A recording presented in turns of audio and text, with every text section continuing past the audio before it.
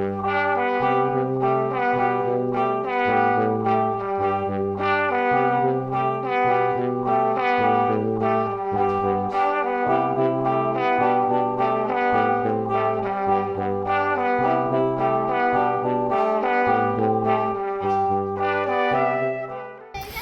8 mars, pour beaucoup d'entre nous, c'est la journée de la femme. Or, c'est bien plus que ça. C'est une journée d'action, de sensibilisation et de mobilisation dédiée à la lutte pour les droits des femmes, l'égalité et la justice. Cette journée est marquée par de très nombreux événements et manifestations à travers le monde pour fêter les victoires et les progrès en matière de droits des femmes, mais aussi pour faire entendre leurs revendications afin d'améliorer la situation et la condition des femmes. Il ne faut pas oublier qu'un nombre important de femmes se sont battues pour que nous ayons aujourd'hui les droits qui sont les nôtres. Le droit de voter, le droit d'avoir un compte bancaire qui nous appartient pleinement, le droit de pouvoir travailler sans avoir à demander à notre mari, le droit d'être élu et de pouvoir participer à la vie de la ville, le droit à la contraception, le partage de l'autorité parentale, en conclusion, le droit d'être indépendante et libre. Mais le chemin est encore long pour avoir une totale égalité des sexes, notamment pour la question des salaires. La célébration de cette journée est alors le point de ralliement de tous les efforts déployés pour exiger la réalisation des droits des femmes et leur participation au processus politique et économique.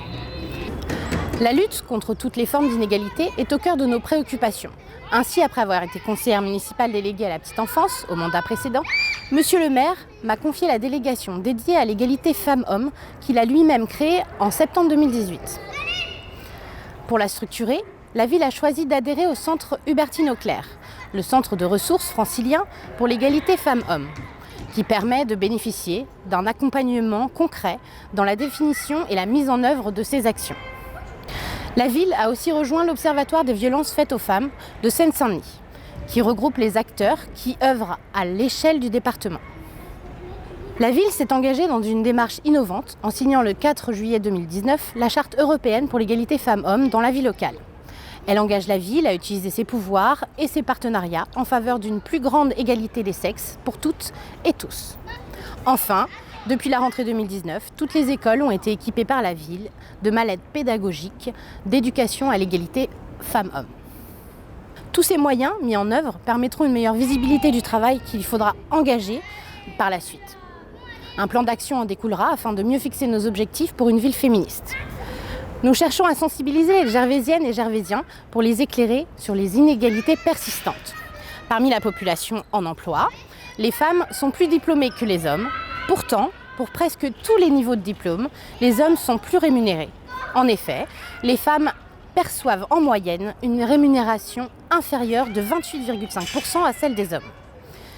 L'écart entre la pension de retraite d'une femme et d'un homme est de 41%.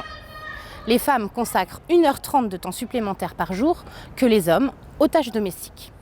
Face à cela, le Pré veut affirmer son statut de ville féministe, axe du programme pour lequel les Gervaisiennes et Gervaisiens nous ont choisis dans leur immense majorité en mars 2020. Nous nous inscrivons alors dans une réflexion sur la place de la femme dans l'espace public, sur sa mise en lumière. À l'occasion du 8 mars, nous avons souhaité féminiser le nom des rues du Pré, provisoirement. Comme c'était déjà amusé les enfants qui participent activement au temps d'ateliers périscolaires dans un numéro de Le Petit Pré consacré à la parité. Je vous invite donc à faire le tour du Pré et à repérer ces changements de nom.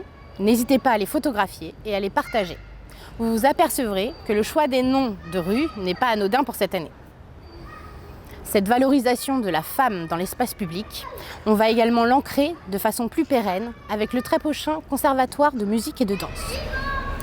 Les Gervaisiennes et les Gervaisiens vont pouvoir voter durant 1 mois à partir du 8 mars, journée symbolique, pour choisir sous quel nom féminin il sera baptisé. Et nous ne nous arrêterons pas là, l'avenir sera bel et bien féminin au Pré.